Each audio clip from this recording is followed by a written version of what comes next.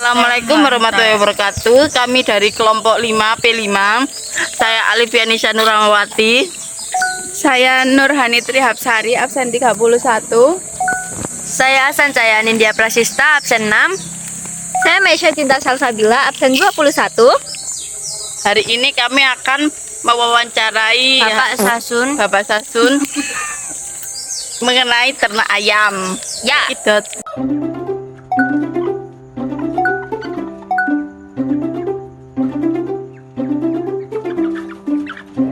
Assalamualaikum warahmatullahi wabarakatuh. Hari ini saya sudah bersama Pak Sasun untuk mewawancarai beliau mengenai ternak ayam. Bagaimana kabar Anda, Pak Sasun? Baik-baik deh. Oke, kita langsung ke pertanyaannya ya. Ya, boleh. Motivasi Bapak Sasun untuk memulai bisnis ternak ayam? Ya, pertama adalah mengenai finansial, karena kebutuhan untuk finansial ini kan sebagai kebutuhan pokok. Iya. Jadi itu adalah motivasi pertama. Yang kedua adalah pasar.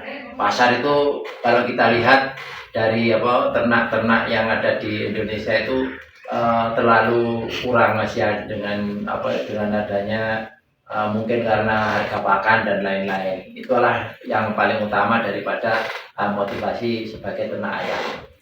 Ya. Lanjut, yang kedua, apa yang membedakan bisnis Bapak Sasun dari pesaing lain? untuk segi pertama adalah yang membedakan adalah dari segi hasil produk. Hasil produk dari kita adalah karena kita menggunakan pakan ternak yang hasil dari olahan dari pabrik, itu adalah yang menjadi pokok pembeda, karena banyak peternak yang menggunakan pakan-pakan untuk ayam itu menggunakan oplosan, sehingga hasil dari produk sangat berbeda, sehingga kami melakukan itu supaya lebih unggul daripada peternak-peternak yang lain. Yang ketiga, bagaimana Bapak Sasun mengatasi tantangan terbesar dalam menjalankan bisnis Bapak? Tantangan yang terbesar adalah masalah penyakit. Itu paling utama, karena penyakit itu tidak bisa diprediksi dan tidak bisa ditentukan. Sehingga tantangan utama dalam penyakit itu adalah kita harus siap-siap untuk menyiapkan segala sesuatu, terutama adalah obat-obatan, memberi makanan yang jenisnya seperti tadi yang kita sampaikan, harus makanan yang sesuai dengan pabrikan kalau bisa.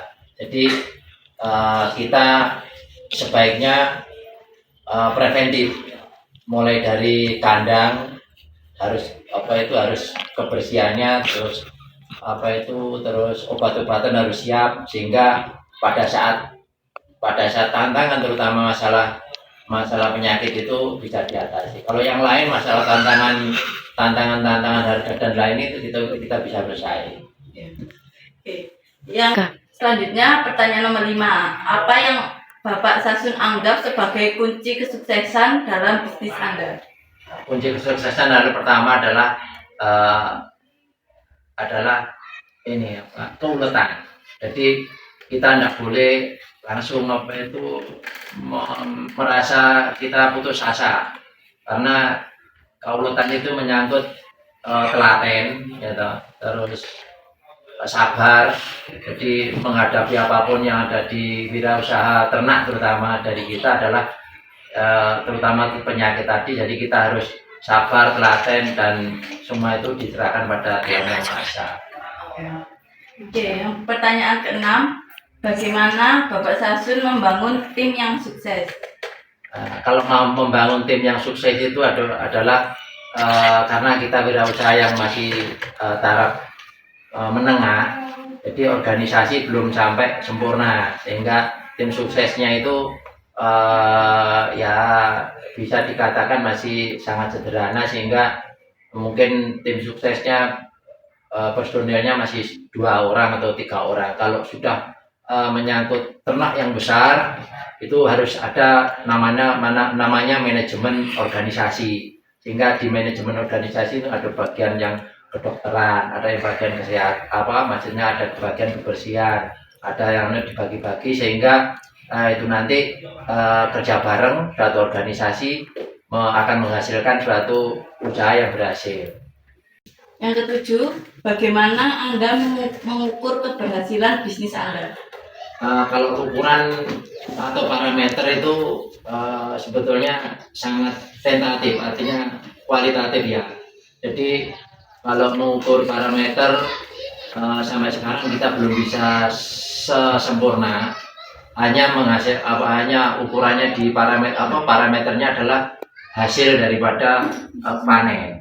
Kalau misalkan panen kita misalkan 1.000 ekor, target kita adalah misalkan 1 ton. Nah, itu nanti berapa rendemen yang hilang dan berapa yang bisa dikatakan sebagai keuntungan. Nah, itu sementara itu parameternya adalah keuntungan. Jadi pada saat ini kami merasa masih untung, sehingga parameternya adalah keuntungan. Nanti kalau misalnya manajemen besar itu mungkin ya nanti ada beberapa parameter yang harus diperhatikan. Oke, yang ke-8, bagaimana Bapak Sasun mengatasi kegagalan dalam bisnis Anda? Semua orang kegagalan tidak bisa diprediksi, ya kan? Jadi kalau kita mau menghilangkan atau menghapus kegagalan, siapapun kemungkinan belum bisa mengatasi. Jadi kegagalan itu datang sewaktu-waktu. Jadi kita hanya bisa seperti tadi preventif. Jadi kalau suatu saat nanti terjadi gagal, ada musibah atau ada lain-lain, di lain itu mungkin bisa diprediksi. Mungkin karena finansial mungkin bisa diprediksi.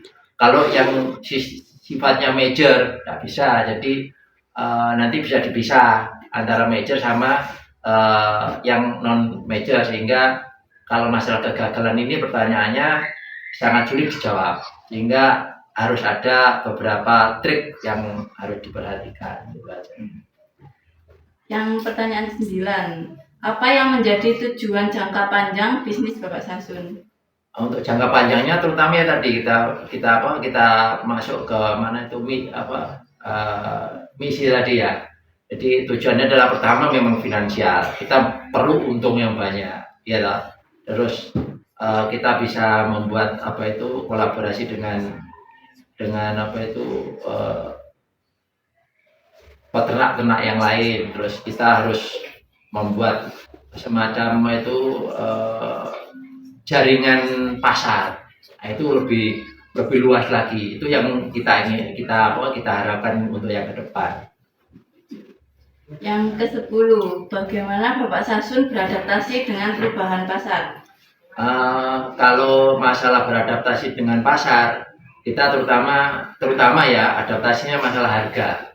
Itu harga pasar untuk ayam itu, terutama ayam itu kan naik turun. Nah, kalau naik turun kita harus adaptasinya, kita masuk ke internal daripada ternak. Mungkin pengurangan daripada konsumsi vitamin, terus mencari solusi harga pakan yang lebih murah. Tapi cuman mungkin agak sedikit memperpanjang waktu umur, tapi tidak ada masalah, karena mungkin ada perpanjangan dan mungkin 1 minggu atau 2 minggu kan masih ada relevansi untuk range supaya aman, sehingga keuntungan masih kita dapat. Lanjut pertanyaan ke-11, bagaimana Bapak Sasun membangun hubungan yang baik dengan pelanggan Anda?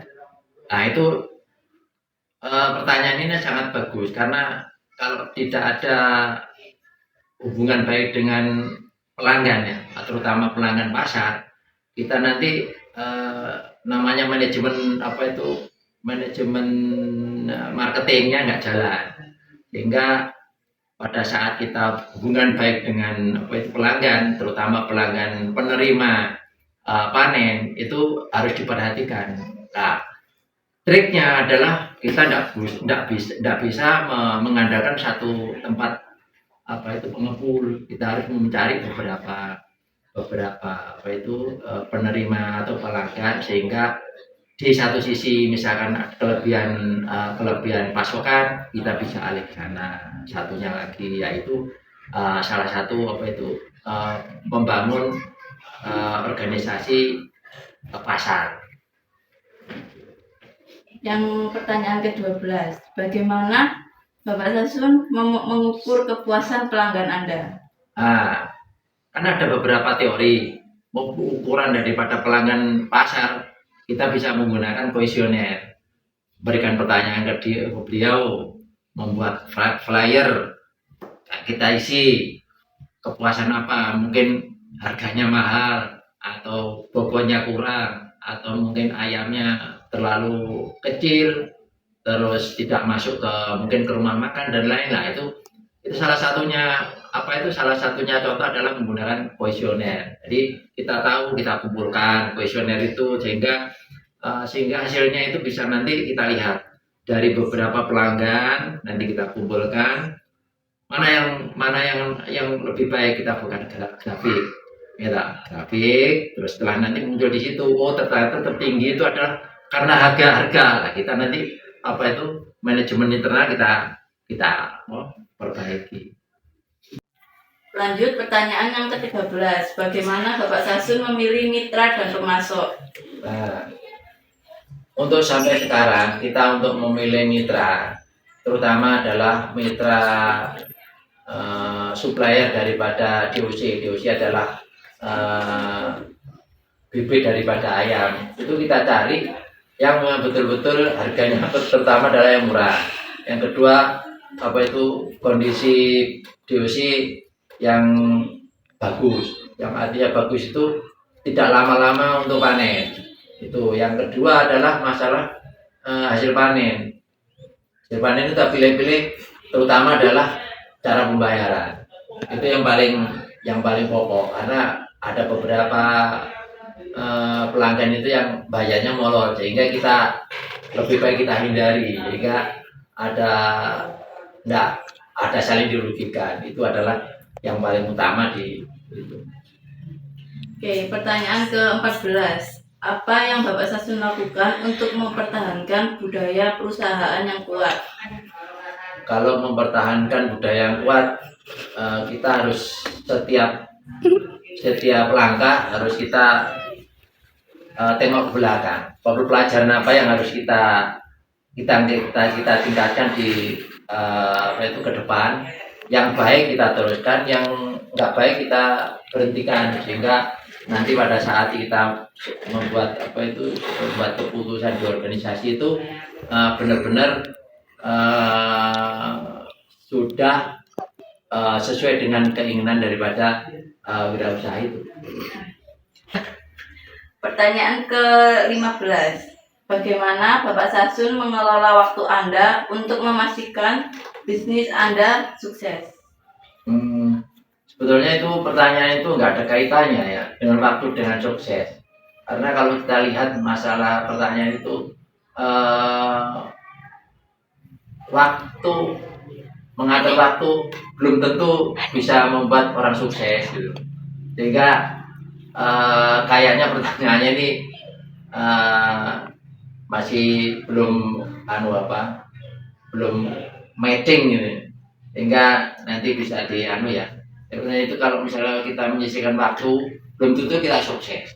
Menyisihkan waktu mungkin sukses. Jadi kalau misalkan konfigurasinya antara waktu dengan sukses itu jauh gitu loh. Ya, jadi sehingga nanti jangan sampai karena waktu menjadi sukses. Mengatur waktu menjadi sukses kan kurang tepat. Sehingga nanti coba saya tanya, saya jawab aja tidak apa-apa. Waktu memang tidak bisa menentukan kesuksesan, tapi kita bagaimana mengatur manajemen itu sebaik mungkin baru bisa sukses. Baik, yang ke pertanyaan ke-16. Bagaimana Anda berinvestasi dalam pengembangan produk Anda? Nah, ini untuk investasi kita memang berusaha untuk mengembangkan investasi selaras dengan keinginan pasar. Kalau misalkan pasar itu misalkan pada bulan apa gitu ya, kita bisa prediksi misalnya bulan Idul Adha, Idul Fitri itu kan pasar kan banyak. Nah, kita sebelumnya kita prediksi karena panen itu kan 2 bulan. 2 bulan udah panen, sehingga 2 bulan sebelumnya itu kita invest di usia yang banyak sekali, dan kita kita upayakan sebaik mungkin supaya hasil panennya tidak ada yang mati, sehingga hasil panennya 100% benar-benar bagus, sehingga disitulah nanti akan mencapai keinginan kita. Selanjutnya pertanyaan ke-17. Apa yang menjadi fokus utama Bapak Sasun dalam memimpin bisnis Anda? Fokusnya adalah masalah ini masalah tata tertib. Terutama adalah tata tertib ini adalah sangat membantu sekali, dan sebagai kuncinya karena kalau nggak tertib, jangan waktu makan memberi pakan, memberi minum nggak tertib, tentunya nanti membuat ayam itu menjadi menjadi stres kalau di awal ayam seperti itu. Pertanyaan ke-18. Bagaimana Anda mengatasi persaingan yang ketat di pasar? Kalau kita ngomong masalah mengatasi persaingan yang ketat di pasar, terutama di ayam, kita sangat tergantung dari pasar harganya, sehingga kita untuk mengatasi tersebut justru kita harus menekan biaya produksi, bisa bersaing nanti, sehingga pada saat kita posisi bisa menekan harga produksi, hasilnya tetap menjaga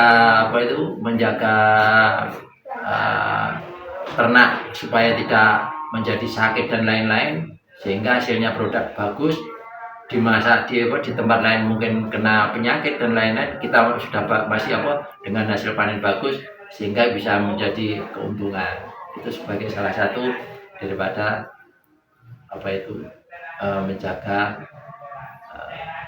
terhadap pesaing kita. Pertanyaan ke-19. Apa yang menjadi sumber inspirasi Anda dalam menjalankan bisnis? Kalau sumber inspirasi sama dengan pertanyaan yang nomor 1, sumbernya adalah masalah finansial. Karena kebutuhan pertama, kedua adalah terinspirasi masalah peluang itu aja. Sehingga kita terinspirasi, ada kaitannya dengan pertanyaan nomor 1 tadi. Pertanyaan ke-20. Bagaimana Bapak Sasun mengelola risiko dalam bisnis Anda? Risiko memang sebetulnya tidak bisa diprediksi ya, tapi kita mengelola di sini, kita tadi seperti yang kita sampaikan, preventif itu adalah salah satu pengelolaan risiko daripada risiko-risiko yang akan terjadi. Pertanyaan ke-21. Bagaimana Anda memotivasi tim Anda untuk mencapai tujuan bersama? Ya, kita harus punya visi dan misi. Nah, itu juga punya slogan. Kita harus berhasil, sehingga visi dan misi itu kita sampaikan ke tim. Nah, itulah tujuan kita bersama, sehingga memacu semangat daripada tim. Kalau kita tidak punya visi dan misi, tentunya ya nanti tim juga ini mau dibawa kemana, ya susah. Itu nanti ada semangat di situ, terus ada semacam harapan-harapan, sehingga tim kalau sudah ada punya harapan kan semangat. Kalau nggak dikasih harapan, ya glimbosi itu pasti. Pertanyaan ke-22. Bagaimana Anda mengatasi masalah yang tidak terduga dalam bisnis Anda? Kalau kita mengatasi hal-hal yang tak terduga, itu terutama di ayam, kita harus membuat waktu-waktu luang membuat apa itu finansial yang sebagai spare, supaya misalkan pada saat terjadi apa yang tidak kita inginkan, maka itu sebagai kalau bahasa Jawanya itu sebagai tombokan, nomboi, yaitulah nanti itu yang utama di dalam ternak ayam. Oke, pertanyaan yang ke-23. Apa yang menjadi kunci sukses bisnis Anda? Kalau kita ngomong kunci sukses adalah saya sendiri belum merasakan ini ya sukses ya, tapi masih berusaha untuk menuju sukses. Itu kayaknya kuncinya adalah masalah keuletan. Jadi keuletan itu ya kalau misalkan di tempat sana sini masalah apa itu mungkin harga pakan mahal, kita harus terobos yang lain. Masalah DOC mahal, kita mungkin membuat DOC sendiri. Seperti yang di belakang itu kan kita bikin beberapa DOC, hingga terobosan-terobosan itu mungkin sebagai salah satu daripada kunci sukses. Terus terutama juga masalah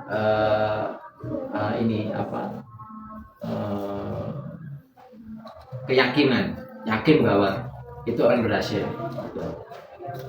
Oke, pertanyaan yang terakhir. Apa nasihat terbaik yang pernah Anda terima dalam menjalankan bisnis Anda? Nasihat terbaik adalah itu tidak boleh menyerah.